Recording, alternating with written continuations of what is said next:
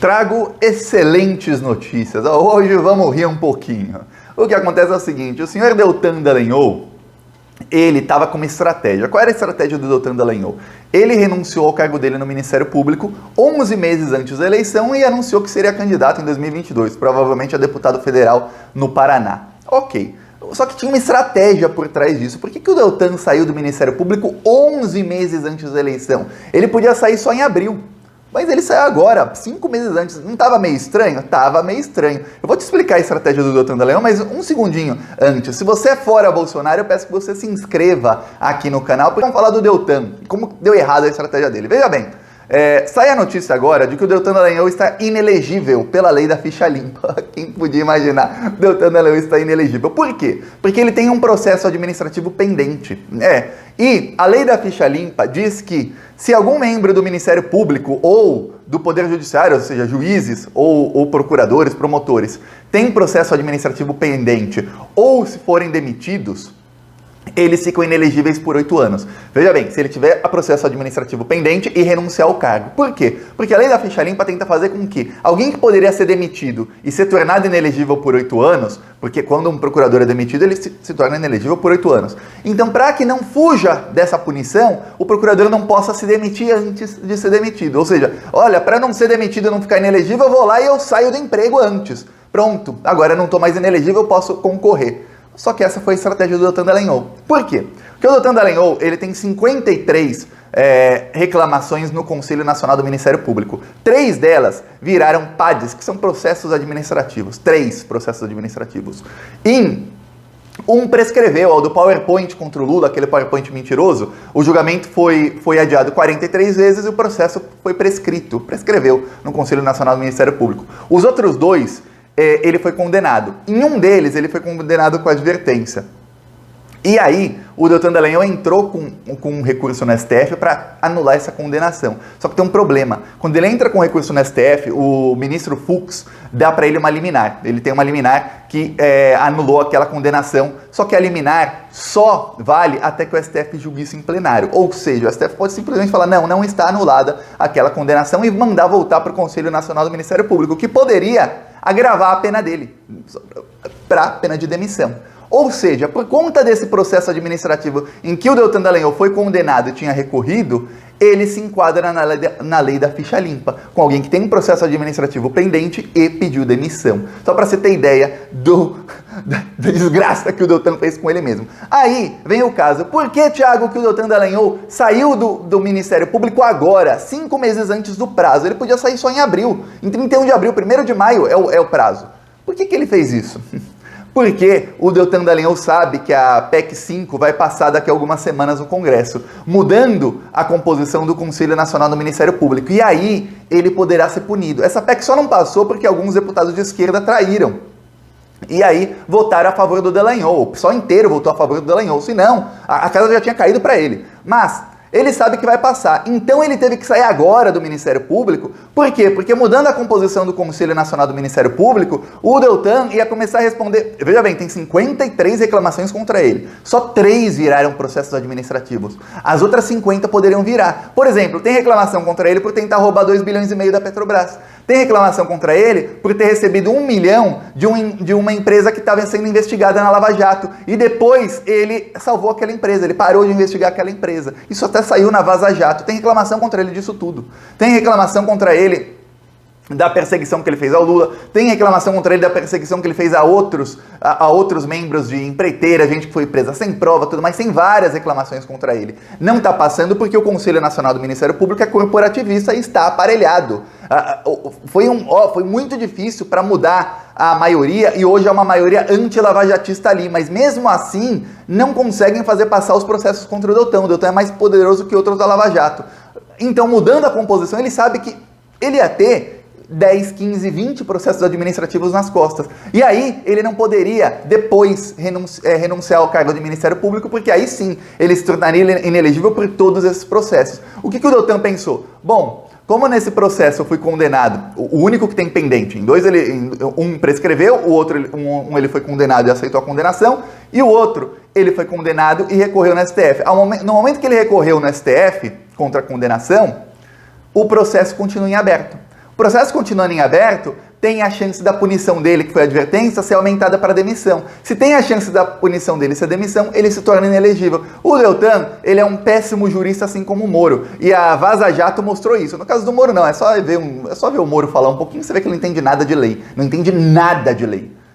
O Deltan também é um péssimo jurista, mas dá pra ver que eles são muito ruins mesmo, que ele não leu a lei, ele não pensou nisso, ele não pensou, pô, vou me tornar inelegível. Ou seja, ele tentou fazer uma manobra para se safar dos processos, porque todos esses processos seriam arquivados, os 53 processos, tudo seria arquivado, e aí, ele sendo processado em primeira instância, não dava tempo dele ser condenado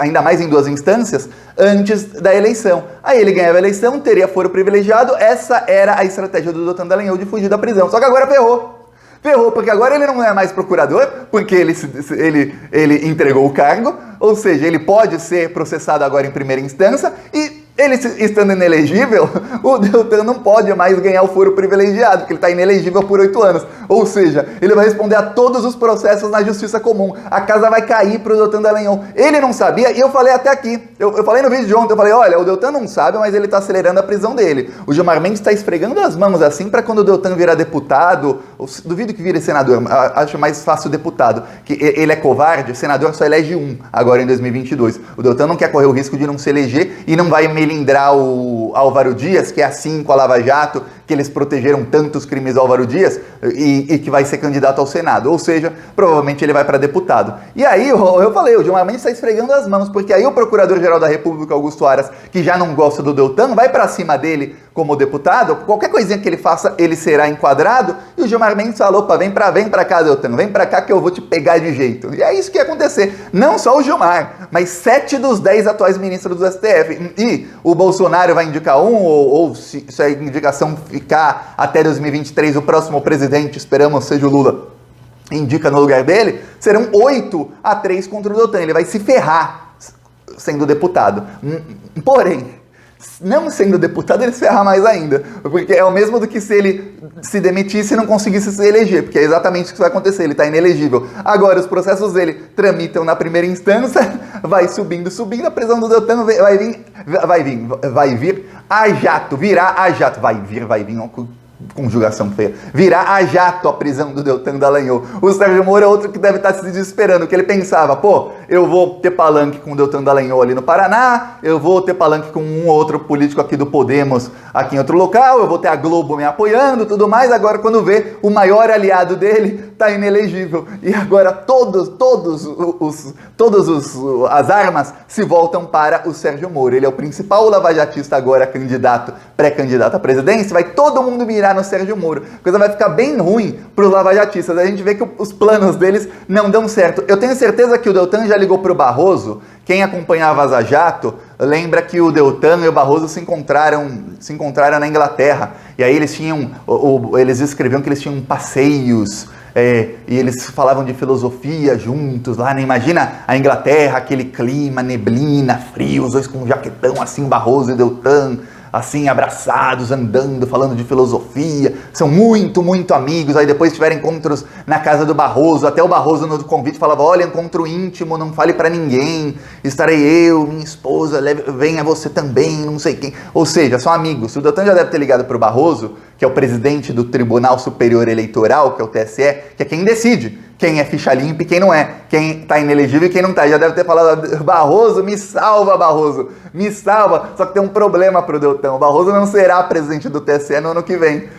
O presidente do TSE vai ser o Alexandre de Moraes, que não é lavajatista. E já deve ter ligado também o Deltan pro Fachin, lembra do o Fachin é nosso, que o Deltan falou nas conversas da Vaza Jato, deve ter falado, Fachin, me ajuda, quando for na hora, isso vai parar no TSE, não tenha dúvida, isso vai parar no TSE porque vão entrar com pedido de inelegibilidade do Deltan Dallagnol assim que ele, não é agora, viu, não é agora, a eleição é em outubro, ou seja, ele vai ter que Ele vai ter que ser candidato oficialmente, assim que ele apresentar a candidatura dele, vão entrar no TSE para caçar a candidatura dele. Aí o TSE vai ter que julgar. O Deltan já deve estar ligando para todo mundo, meu Deus, me ajudem! Eu vou te dar um spoiler. No TSE, a maioria, entre os 7 ministros, 4 não são lavajatistas. Quer dizer, se for depender da composição nua e crua do TSE, o Deltan será considerado inelegível. Vou mostrar em Cidade de Várzea, no Rio Grande do Norte. Essa invasão, Bolsonaro é criminoso, isso todo mundo viu. E o seu governo tá acabando com o Brasil. O arroz tá caro, o feijão tá caro. O Brasil inteiro pede fora Bolsonaro. E o Plantão Brasil vem aqui denunciar. Esse desgoverno tem que acabar. É isso aí, se você é contra esse desgoverno, se você é fora Bolsonaro, se inscreva no canal Plantão Brasil no YouTube. Meu Brasil, enquanto o povo sofre com a inflação, o desemprego, a fome, a família de Bolsonaro está cada vez mais rica, é só comprando mansões. Essas e outras notícias você vê aqui no YouTube, Plantão Brasil. Aqui a música do Juliano Madeirada. Pensa num cara talentoso, é o Madeirada que faz as músicas. Tem inclusive no primeiro comentário, eu deixo sempre o link do canal dele para você se inscrever. Ele faz música, quase todo dia tem música nova lá no canal dele.